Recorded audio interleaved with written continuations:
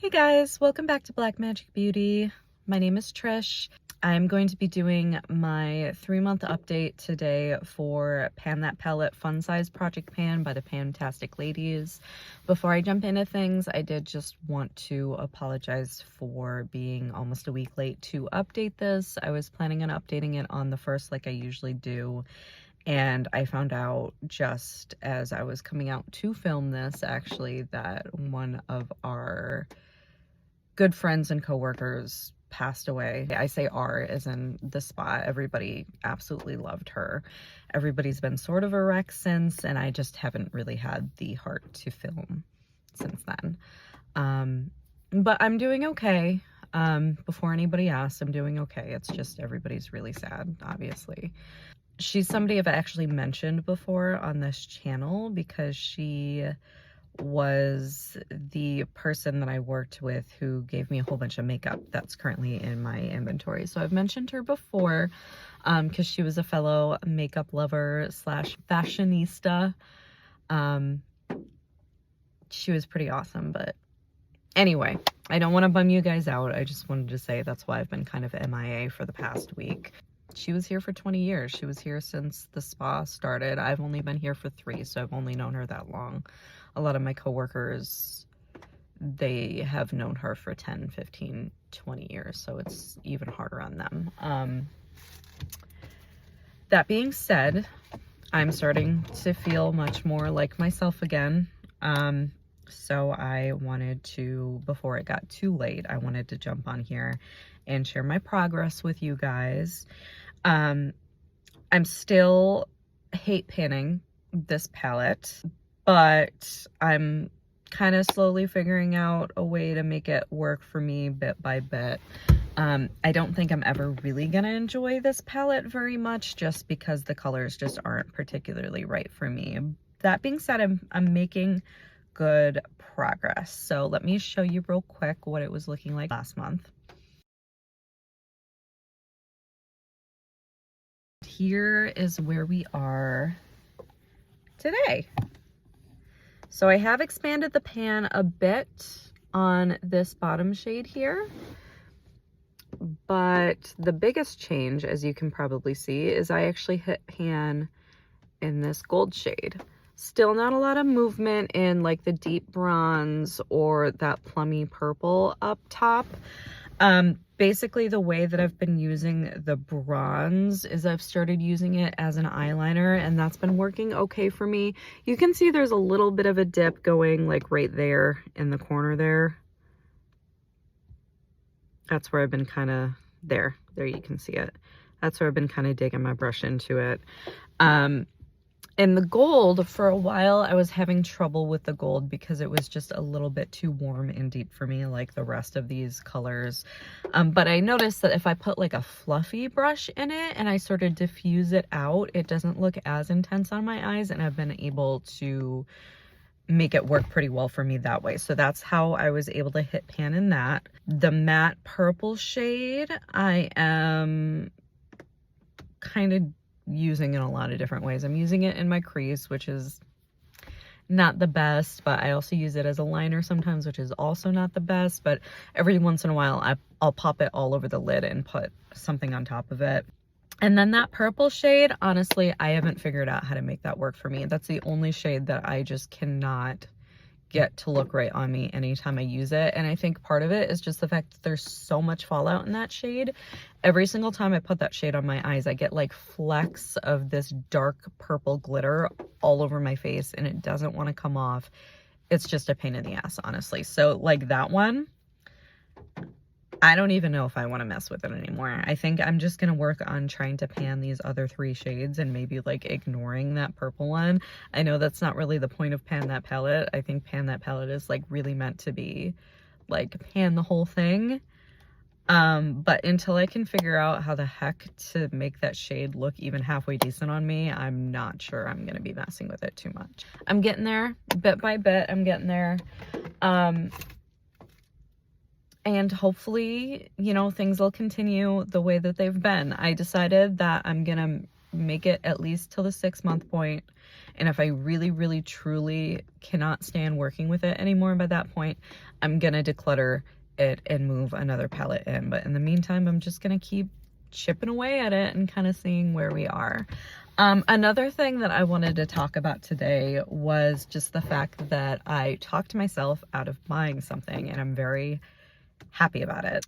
So I've been kind of getting on more of a red lipstick kick, as you can see recently, and I started noticing that I'm not really in love with a lot of the red lipsticks I have. Well, I don't really have that many red lipsticks. I have 2 red lipsticks currently. One is my Valentino lipstick in the shade Rosso Valentino. I just have the little mini of it. And that one I do really like. It's a very bright, kind of like neutral red, like a true red. And that one honestly probably looks best on me of the 2 that I own. The other one that I have is Russian red, which for the longest time I really, really liked. And I still like it. I'm actually wearing it today. The thing that I'm noticing about it though, and I'll swatch it real quick because I altered it a little bit, which I'll talk about, is it's just very, very intense. And I got into this back when my hair was black. When my hair was that dark, I feel like it upped the levels of like my contrast, so to speak.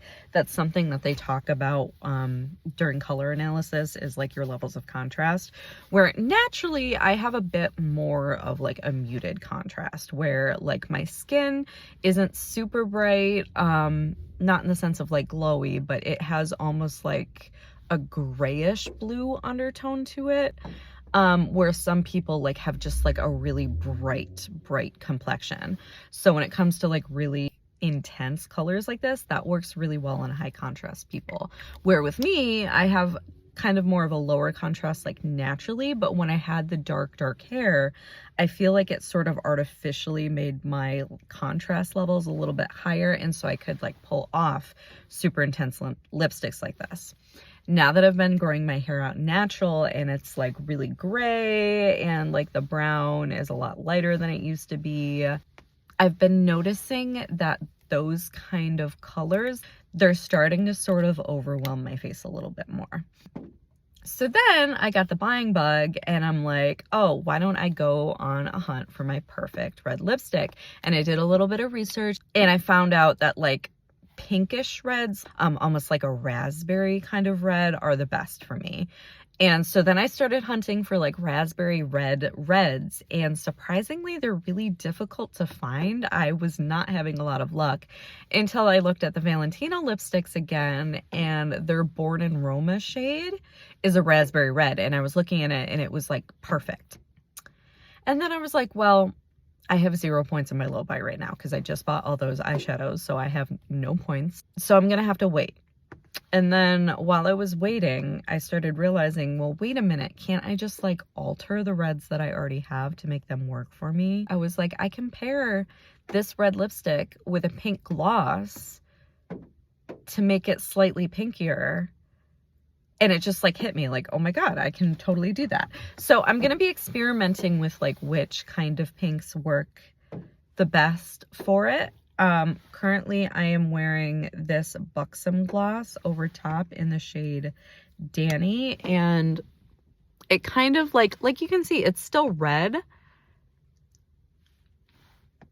but it kind of just changes the tone just slightly to make it less intense on my face, and I'm actually really liking it. So I just wanted to share that because I basically talked myself out of buying a product by just figuring out a way to make the product I already have work for me. There's no reason for me to go out and buy a raspberry red lipstick while I still have this, because then I'm just going to be using the new lipstick and not touching this. I just wanted to share those couple of updates. Actually, it's a little ironic that I'm wearing this Buxom lip gloss today because Janine, the one who passed away, actually gave this to me. She gave me quite a few of the items in my collection. So shout out to Janine. Yeah, that's everything for today. I'm sorry if I was a little bit rambly. that's just where I'm at right now. Thank you guys so much for watching, and I will see you in the next one. I will be updating my project A to Z sometime in the next couple of days. Whenever I get a chance to sit down and film that, then I will definitely jump on here and do so. Have a wonderful rest of your weekend, and if you're anywhere like me in Rochester, I live in Rochester, New York, and we are right in the path of the oncoming eclipse. Like, we're in the path of totality right here. So if you live anywhere around here, happy eclipse season. Everything has been nuts, so hopefully it calms down afterwards. But yeah, all right, bye.